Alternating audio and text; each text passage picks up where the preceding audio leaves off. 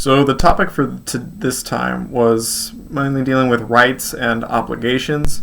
It came from a book entitled The Need for Roots, Prelude to a Declaration of Duties Towards Mankind. So it starts with the statement that obligations are superior to rights, and rights are subordinate to obligations. Explain that rights can only be exercised when others feel an obligation to recognize and allow those rights, saying that rights are always conditional while obligations are not, and that obligations are only binding upon individuals, and all humans bound by similar obligations. All humans are bound by similar obligations that may be fulfilled differently depending on circumstance. It did make a lot of sense that rights depend on other people, but obligations are internal pertaining to the individual. Do agree with that. It was stated that all obligations are to human beings simply because they are human beings, and that obligations themselves are not dependent upon any other origin, culture, socioeconomic factors, anything like that. And that this is always stemming from what the author described as an eternal obligation that corresponds to the eternal destiny of humans. These obligations are completely unconditional and cannot be founded upon by anything or from anything. And it sounds eerily similar to the basic tenets of Christianity and several other religions. She makes an interesting comment by saying that we measure our progress as a race in relation to this obligation to other humans. And I can see where she's coming from. As a society, we consider how advanced we are in terms of how basically easy and pleasurable we can make life for ourselves and other humans. And from the author's point of view, this is no doubt in fulfillment to humanity's obligation to itself. And now, the author says that recognition of this obligation is very imperfectly expressed by positive rights being established. And honestly, I think that this one was pretty deep, just because, we cannot, as a legal system, strictly mandate these obligations to the human race, especially as they're more of an internal concept than anything external, but that we do attempt to imperfectly express them with these rights that we state that all humans have. And she frames the discussion of obligations mostly in terms of food from the rest of the article, referencing Egyptian religions as well as Christianity, when she frames that obligation in terms of hunger and the responsibility with food to feed those without, saying that everyone looks on progress as being, in the first place, a transition to a state of human society in which people will not suffer from hunger. So then she lists some different obligations, physical, moral obligations to be precise. Physical are pretty easily defined, but moral obligations are a little more into a gray area. Overall, though, they comprise of protections from cruelty. And she says that the basic form of obligation to humanity is respect, and how we can use that respect in different ways to give, quote, spiritual food for others. And she also goes on to put this respect onto collectives as well, as opposed to just individuals, saying that collectives supply different kinds of food for the soul and are unique amongst themselves, and that continuity ensures that collectives can supply that spiritual food.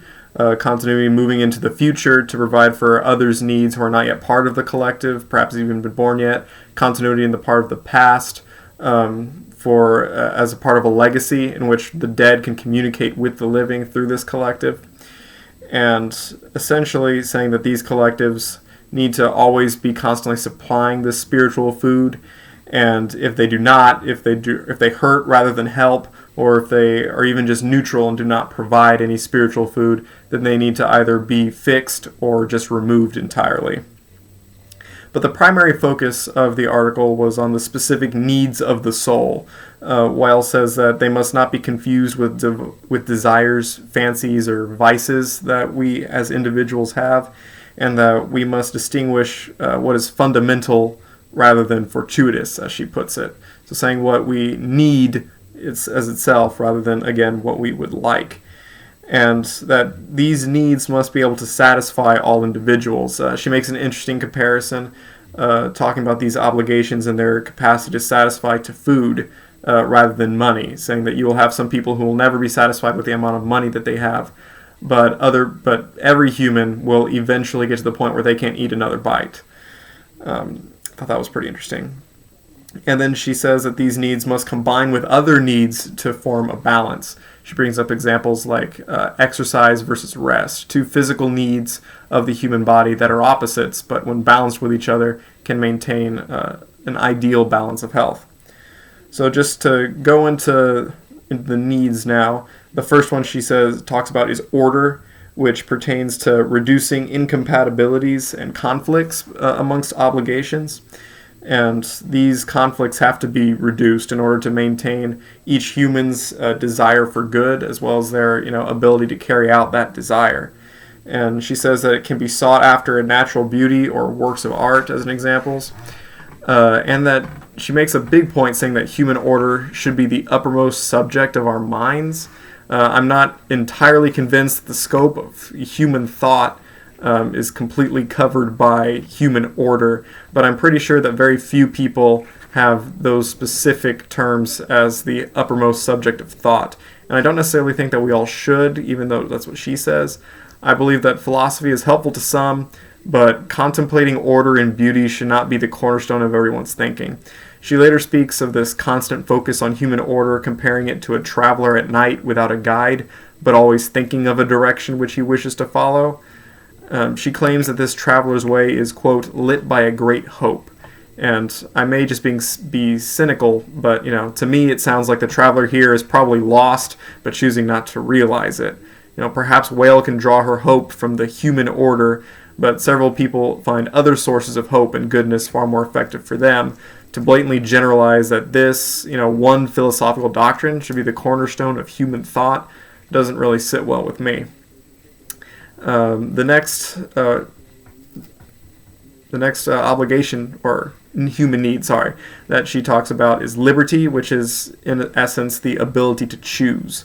However, she says that rules in place do not necessarily violate liberty as long as they're easily understandable as to their purpose, and that they are put in place by a system that isn't viewed as a stranger or hostile, but rather loved and belonging to those who follow those rules. She compares this to saying that the knowledge of junk food being unhealthy does not take away the liberty of someone who recognizes this and wants to eat healthily. She says that only a child would think otherwise in terms of liberty, and those who lack goodwill or maturity will never be free under any society. And I pretty much agree with her. If someone lacks basic maturity and goodwill, then no matter the society around them, their points of view will always be centered around their own selfishness, but society's never will be. So that person is never going to be satisfied. They're always going to be feeling as though their liberty is being trodden upon by a society that isn't, bending to satisfy all of their desires, at least without consequence. And she also says that an excess of, quote, liberty, as some people see it, can be harmful, even to the point where it's not even necessarily liberty anymore. She says that liberty does not consist of such a wide freedom of choice, such that people must measure what choices they make so as not to harm others. It's really easy to think of liberty as blatant freedom of choice and nothing else, but absolute freedom of choice can tend to have negative impacts among other people's freedom of choice. So liberty has to be measured and has to be, controlled to an extent. And I'm glad that she brings this up. The next human need she talks about is obedience, both to established rules and leaders, and with consent in both areas. She says that leaders must especially recognize this obedience and consent for authority given to them, and that they themselves must be, able to be held accountable. And that any person who isn't obedient to anything or anyone is, in essence, sick or diseased, as she puts it there. I found that point pretty interesting.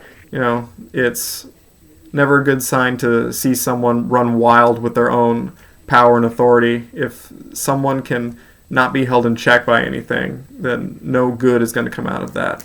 And I agree. The next need she talks about is responsibility and the importance of making sure that one feels useful or even indispensable, and that this need for responsibility is satisfied by someone making decisions in matters distinct from their own, but that they feel a personal connection to as well. She calls people to know their social organisms, as well as their role and importance within those organisms, and that people must be called to impart knowledge or make decisions for these social organisms, and that these collectives that fail to call their members to do this are diseased and have to be healed. Because every human has to at least feel, useful, has to feel like they have a purpose.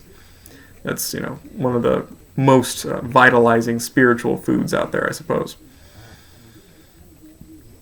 The next need she addresses is equality, which she says is recognition that no matter the circumstances, the same amount of respect is due every human being due to their status as simply a human being, and that consists of only one level of value, not several. She says that differences between humans must never denote a difference in respect, and she again goes on to name several different systems of equality that she believes could implement this need.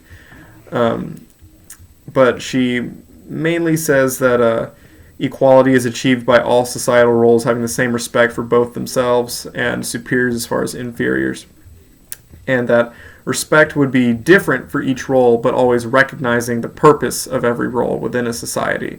And I think this is a really beautiful ideal, but I don't believe that it can ever be achieved for a majority of society. The vain ambitions, pride, and envy that are so natural to people will make this definitely impossible. It's always great to think about, though.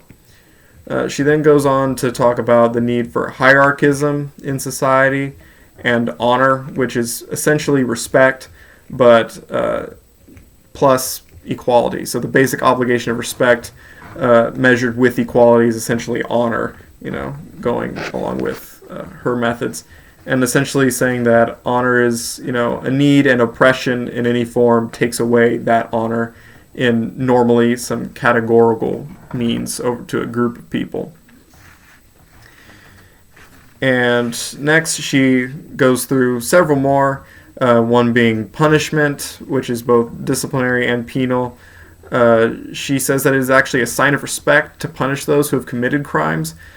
Standing with society and their obligations can only be repaired if they are punished by the law. And this punishment must also be regarded as educational, and severity must be in accordance with the severity of the crime and not interests of public security. She also states that degrees of immunity should increase as you go down the social ladder and decrease as you go up. And I'm actually pretty conflicted about this statement. On one hand, those on the lower end of the social ladder are far more likely to have extenuating circumstances, such as people they feel they are providing for and other obligations they think that they are fulfilling. On the other hand, there are far more people on the lower end of the social ladder than the higher end. Far more crimes would be judged with leniency if this was the case, and crime overall would probably be higher. Those at the top definitely shouldn't be able to get away with crimes, though, no matter how small they are, no matter how big they are, no matter what the status of those people are. However, those at the bottom should not necessarily always be judged more leniently either. I think it's a bit more situational, and it's a bit dangerous to say that we should always be lenient to those at the bottom end of that social ladder. She also talks about freedom of opinion. For a while, she goes on to say that unlimited freedom of expression is that need that we all have, for every sort of opinion, even those that the majority view as bad. And she actually brings this into discussion about, literature and publications. She wants to create a system of free publication so that arguments in favor of bad causes could be published without essentially those views being explicitly assigned to the author. And I'm not really sure how I feel about this whole free publication system. I think if someone is putting, their opinions or something they're advocating publicly for something, they should be comfortable in saying that they're the ones, who actually believe these things, unless they're qualifying their own statements. But it's kind of semantical at that point. And she actually also says that the concept of literature, which is influential, or not the concept itself, but those whose literature is influential, they're the ones who should be held accountable for their stances, especially those stances that are contrary to established law. I don't think this is necessarily correct. If someone wishes to write something that advocates against the laws of the state, that's one thing. But as long as the author is not organizing some form of illegal movement or something similar, you can't really hold that author accountable for the actions of other people to their work. It's a pretty tricky game to decide with what intent the author writes his or her messages, and as such, I don't believe that an author, or influential or otherwise, should be punished by their words alone or held responsible for the actions of others. Whale also brings up security and how we need to be protected from unreasonable, prolonged fear, but she also brings up the need for risk, in that just because we should be sheltered from that long-term fear does not mean that we should live lives devoid of risk, saying that the absence of risk induces boredom, which is detrimental to the soul, and that security in and of itself does not abolish risk. Instead, it implies the permanent presence of a certain amount of risk in all parts of social life, while still not ascending to the level of rampant fear at all times. She then talks about the need for private property and how obviously all people wish to possess things that have been or will possibly be useful or pleasurable to them, and about how people feel ownership over certain things that they have worked at or used for extended periods of time. And she says that the denial of that need comes up when the feeling of ownership doesn't match up with the legal definition of ownership. She also talks about collective property, which is more of a state of mind than a legal formula, which, I agree, and I think honestly all of these needs should be judged as such. She said that parts of living in a civic society should be a certain feeling of ownership around, public either objects or ideals to that society, which, I agree with. And then she also discussed truth, which she described as more sacred than any other need. And again, here she focuses highly on the accuracy of literature and press. And she actually advocates for special courts that are used to try and sentence those in journalism who spout errors, and whether these errors are intentional or simply avoidable, and those journalists weren't careful enough.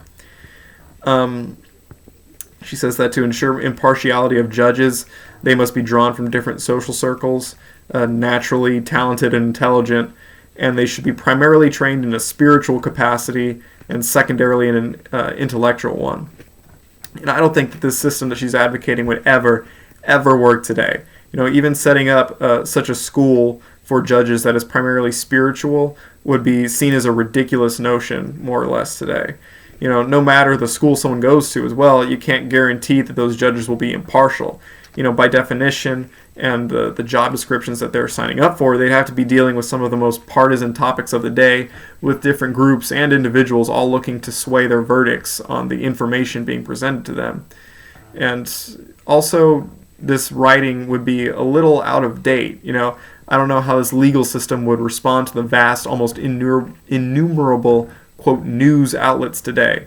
Would YouTube content creators have to fear appearing in court over something they released without researching it enough or something like that? I mean, this method may have been feasible or at least imaginable in the past, but it certainly isn't either of those things nowadays. And then the last big need that she discusses is the need to be rooted, and she describes it as the most important and least recognized need of the human soul. She says it's one of the hardest needs to define, saying that all people need roots in order to allow their environment to shape their being, saying that those environments shouldn't be changed by external influences, but rather stimulated by them, and that any form of conquest, whether political, military, or economical, results in uprootedness, which will carry on itself because it's self-perpetuating, and those who are uprooted tend to uproot others. And that one of the chief focuses of a society should be presenting one in which people have roots that they can, use to shape and define themselves through.